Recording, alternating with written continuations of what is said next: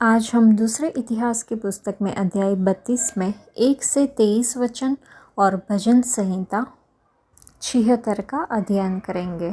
दूसरे इतिहास की पुस्तक अध्याय 32 में 1 से 23 वचन हम पढ़ेंगे, जहाँ पे वो वचन है जिसका हम पहले ही अध्ययन कर चुके हैं, जो कि दूसरे राजा की पुस्तक में 18वें अध्याय में, 19वें अध्याय में और यशायाह की पुस्तक में अध्याय 36 और 37 में दिए गए वचनों का ही यहाँ पे विवरण दिया गया है।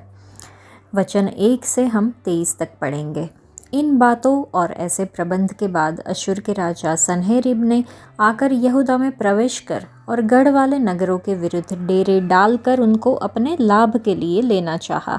यह देखकर कि सन्हेरीब निकट आया है और यरूशलेम से लड़ने की इच्छा करता है, हिजकिय्याह ने अपने हाकिमों और वीरों के साथ यह सम्मति की कि नगर के बाहर के सोतों को पटवा दे, और उन्होंने उसकी सहायता की। इस पर बहुत से लोग इकट्ठा हुए और यह कहकर कि अश्शूर के राजा क्यों यहाँ आए और आकर बहुत पानी पाए। उन्होंने सब सोतों को पाट दिया और उस नदी को सुखा दिया जो देश के मध्य से होकर बहती थी। फिर हिजकिय्याह ने हियाव बांधकर शहर पना जहाँ कहीं टूटी थी वहाँ उसको बनवाया और उसे गुम्मटों के बराबर ऊंचा किया और बाहर एक और शहर पना बनवाई और दाऊदपुर में मिल्लों को दृढ़ किया। उसने बहुत से तीर और ढालें भी बनवाई। तब उसने प्रजा के ऊपर सेनापति नियुक्त किए और उनको नगर के फाटक के चौक में इकट्ठा किया और यह कहकर उनको धीरज दिया, हियाव बांधो और दृढ़ हो। तुम न तो अश्शूर के राजा से डरो और न उसके संग की सारी भीड़ से, और न तुम्हारा मन कच्चा हो, क्योंकि जो हमारे साथ है वह उसके संगियों से बड़ा है। अर्थात उसका सहारा तो मनुष्य ही है, परंतु हमारे साथ हमारी सहायता और हमारी ओर से युद्ध करने को हमारा परमेश्वर यहोवा है। इसलिए प्रजा के लोग यहूदा के राजा हिजकिय्याह की बातों पर भरोसा किए रहे। इसके बाद अश्शूर का राजा सन्हेरीब, जो सारी सेना समेत लाकीश के सामने पड़ा था, उसने अपने कर्मचारियों को यरूशलेम में यहूदा के राजा हिजकिय्याह और उन सब यहूदियों से जो यरूशलेम में थे यूँ कहने के लिए भेजा, अश्शूर का राजा सन्हेरीब कहता है कि तुम्हें किसका भरोसा है जिससे कि तुम घिरे हुए यरूशलेम में बैठे हो? क्या हिजकिय्याह तुमसे यह कहकर कि हमारा परमेश्वर यहोवा हमको अश्शूर के राजा के पंजे से बचाएगा, तुम्हें नहीं भरमाता है कि तुमको भूखों प्यासों मारे? क्या उसी हिजकिय्याह ने उसके ऊंचे स्थान और वेदियां दूर करके यहूदा और यरूशलेम को आज्ञा नहीं दी कि तुम एक ही वेदी के सामने दंडवत करना और उसी पर धूप जलाना? क्या तुमको मालूम नहीं कि मैंने और मेरे पुरखाओं ने देश देश के सब लोगों से क्या क्या किया है?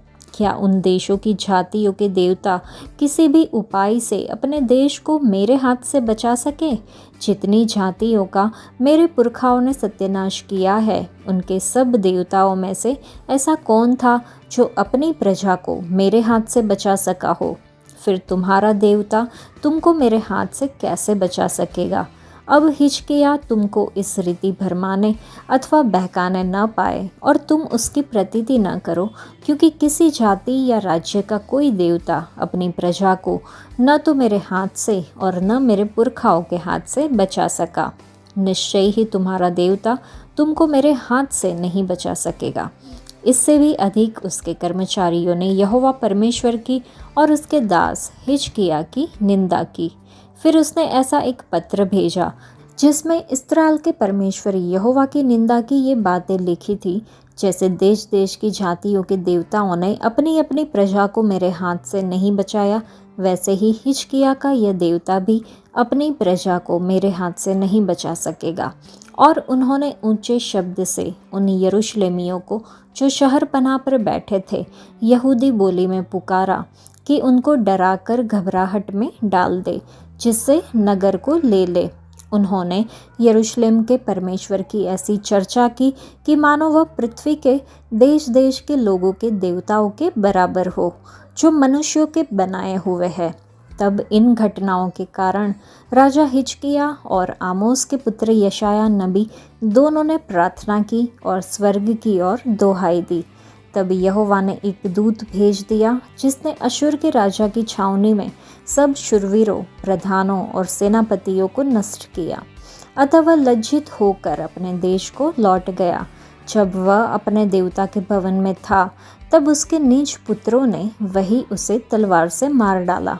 यूँ यहोवा ने हिजकिय्याह और यरूशलेम के निवासियों को अशुर के राजा सन्हेरीब से और उसके सब शत्रुओं के हाथ से बचाया और चारों ओर उनकी अगुवाई की। तब बहुत से लोग यरूशलेम को यहोवा के लिए भेंट और यहूदा के राजा हिजकिय्याह के लिए अनमोल वस्तुएं ले आने लगे और उस समय से वह सब जातियों की दृष्टि में महान ठहरा। इन वचनों से हम समझ सकते हैं जब सफलता पाप की ओर ले जाती है, घमंड के नुकसान से बचे। घमंडी लोगों के लिए चेतावनी, हिजकिय्याह का आध्यात्मिक पतन। घमंड के खतरे, हिजकिय्याह से एक सबक। घमंड हमारी आत्मा का कैंसर है। घमंड अनंत नरक की राह है। हिजकिय्याह का पतन हम सभी के लिए एक चेतावनी है। अनुग्रह से घमंड तक एक कथा रूपी चेतावनी हम देखते हैं। घमंड के खतरे, धर्मी भी गिर सकते हैं। जब हम पवित्र शास्त्र की गहराई में उतरते हैं तो हमें शक्तिशाली कहानियाँ मिलती है जो हमें विश्वास, आज्ञाकारिता और घमंड के खतरों के बारे में मूल्यवान सबक सिखाती है। ऐसी ही एक कहानी हमें दूसरे इतिहास के इस पुस्तक में और इससे संबंधित दूसरा भाग दूसरे राजाओं की पुस्तक में अध्याय 20 में पाया जाता है। चाहे हमारे इरादे अच्छे क्यों न हो, यहाँ हिजकिय्याह की कहानी घमंड के परिणामों की एक स्पष्ट याद दिलाती है। प्रभु के लिए अपनी महान उपलब्धियों के बावजूद हिजकिय्याह ने अपने हृदय में घमंड को बढ़ने दिया, जिससे उसका आध्यात्मिक पतन हुआ। सबक स्पष्ट है, हमें प्रभु के लिए अच्छे काम करने का प्रयास करना चाहिए। हमें हमेशा विनम्रता बनाए रखनी चाहिए और स्वीकारना चाहिए कि हमारी ताकत और सफलता केवल परमेश्वर से आती है। जब हम घमंड को जड़ पकड़ने का मौका देते हैं तो हम खुद को परमेश्वर से दूर करते और अपने आध्यात्मिक अहंकार के नकारात्मक परिणामों का अनुभव करने का जोखिम उठाते हैं। जैसे जैसे हम प्रभु के साथ चलते हैं, हम इस चेतावनी को ध्यान में बनाए रखें। हम हमेशा विनम्र बने रहने की कोशिश करें। अपने प्यारे प्रभु परमेश्वर पर अपनी निर्भरता को स्वीकार करें और अपने विश्वास में दृढ़ रहे, चाहे हमें कितनी भी चुनौतियों का सामना क्यों न करना पड़े। जब हम परमेश्वर के साथ अपनी यात्रा जारी रखते हैं तो हम एक विनम्र आत्मा बनाए रखने का प्रयास करें, यह पहचानते हुए कि हमारी सभी आशीष केवल उन्हीं से आती है। चलिए हम हमेशा घमंड के खतरों के प्रति सचेत रहें और प्रभु के साथ अपने चलने में दृढ़ बने रहें। हिजकिय्याह की वफादारी को पुरस्कृत किया जाता है और इस संकट के दौरान उसके अगुवाई के लिए उसकी प्रशंसा की जाती है। परमेश्वर पर विश्वास विपत्ति में सामर्थ्य लाता है। भय के बीच परमेश्वर पर हिजकिय्याह का भरोसा एक अनुस्मारक के रूप में कार्य करता है कि सच्ची सुरक्षा मानव शक्ति पर नहीं बल्कि यहोवा पर भरोसा करने से आती है। भजन संहिता 76। परमेश्वर यहूदा में जाना गया है, उसका नाम इस्राएल में महान हुआ है। उसका मंडप शालेम में और उसका धाम सिय्योन में है। वहाँ उसने चमचमाते तीरों को और ढाल और तलवार को तोड़कर लड़ाई ही को तोड़ डाला है। हे परमेश्वर, तू तो ज्योतिर्मय है, तू अहर से भरे हुए पहाड़ों से अधिक उत्तम और महान है। दृढ़ मन वाले लूट गए और भारी नींद में पड़े हैं और शूरवीरों में से किसी का हाथ न चला। हे याकूब के परमेश्वर, तेरी घुड़की से रथों समेत घोड़े भारी नींद में पड़े हैं। केवल तू ही भय योग्य है और जब तू क्रोध करने लगे तब तेरे सामने कौन खड़ा रह सकेगा। तूने स्वर्ग से निर्णय सुनाया है, पृथ्वी उस समय सुनकर डर गई और चुप रही जब परमेश्वर न्याय करने को और पृथ्वी के सब नम्र लोगों का उद्धार करने को उठा।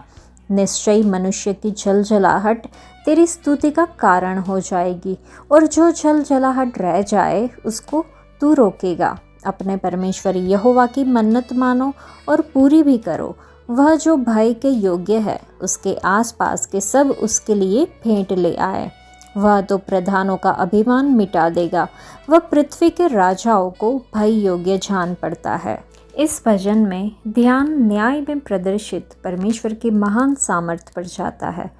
भजनहार युद्ध में परमेश्वर की सामर्थ्य और देशों को अपने घुटनों पर लाने की उसकी क्षमता का वर्णन करता है। यह भजन परमेश्वर को सर्वोच्च अधिकारी के रूप में स्वीकार करते हुए आराधना और श्रद्धा को आमंत्रित करता है। परमेश्वर की महिमा को पहचानना भक्ति और विश्वासपूर्ण भय पैदा करता है और हम यह जानकर सामर्थ्य प्राप्त कर सकते हैं कि वह हमारे लिए लड़ते हैं और उनकी सामर्थ्य हमारे सामने आने वाली किसी भी चुनौती से बढ़कर है। इस भजन का वचन 12 कहता है, वह तो प्रधानों का अभिमान मिटा देगा, वह पृथ्वी के राजाओं को भय योग्य जान पड़ता है। यह महान परमेश्वर कौन है जो प्रधानों और राजाओं की आत्मा को तोड़ सकता है। यहूदा में परमेश्वर जाना गया है, इस्राएल में उनका नाम महान हुआ है। उनका मंडप शालेम में है और उनका निवास धाम सिय्योन में है।